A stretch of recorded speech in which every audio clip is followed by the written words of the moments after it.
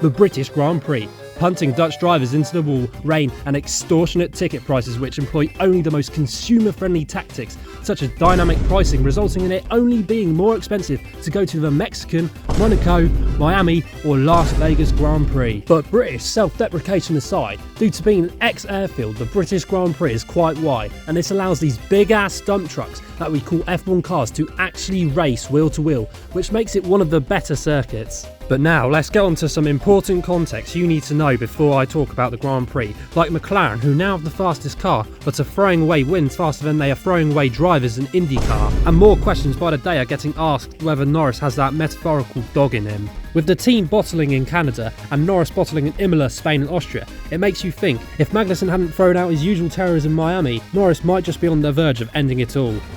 Also, in Austria, you are probably well aware of both Norris and Verstappen wanking their cars into each other and ruining their respective races.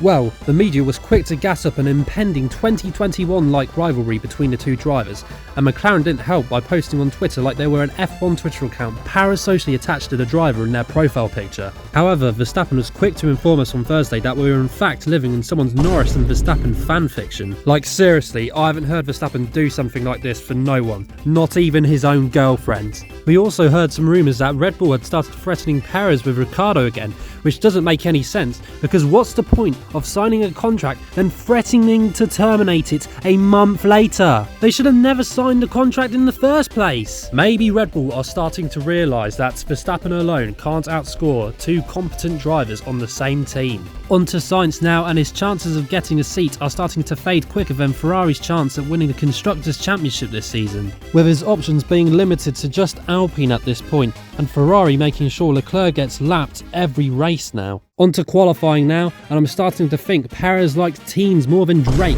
because the teens are exactly where he likes to qualify now. The Mexican qualified in P19 after he beached his car into the gravel on a outlap.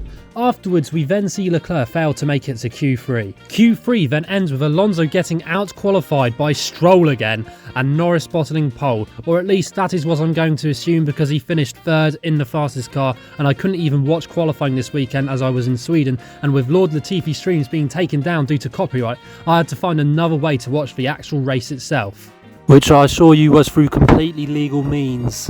Ultimately, Conservative Party member George Russell found his way to pole position, with Hamilton finishing the Mercedes 1-2 in second. In other news, Gasly is handed a 50-second penalty. Finally, onto the race, and due to starting way back in the Stone Age and the fact that internal combustion engines hadn't even been invented yet, Gasly didn't even get to start the race. The race finally starts, and it truly isn't an F1 race start without Norris immediately conceding a position to Verstappen. Everyone then remains in position for a while until we start getting teased with the proposition of rain, during which Norris starts catching Verstappen and for once passes him with no issues. It then starts lightly raining, and Ferrari decides it's the perfect time to throw Leclerc's race off a cliff by pitting him on inters with Perez whilst everyone else stays on slicks. Verstappen continues to be slow, and Piastri also passes Verstappen. As the track gets wetter, Hamilton, having the higher downforce setup, catches Russell and then overtakes him. They both then proceed to f*** their cars off the track, and Norris appears right behind them. Norris passes Russell, then passes Hamilton on the next lap. Piastri is also moving forward unlike his hairline and overtakes both Mercedes. Then Perez and Leclerc get lapped despite not even being halfway through the race yet. The rain actually starts pouring this time, and everyone pits for inters except for Piastri, which spoils his race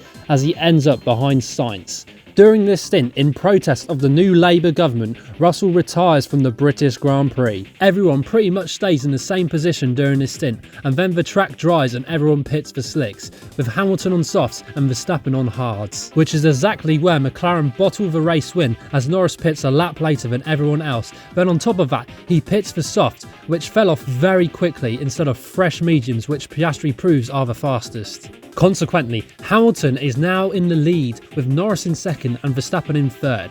Verstappen, hearing Hamilton is leading, locks in and starts catching at a rapid pace. He gets past Norris, but ultimately... Celebrations! 8 times we've said it before! Here's a 9th for you! Lewis Hamilton wins the British Grand Prix! What a victory!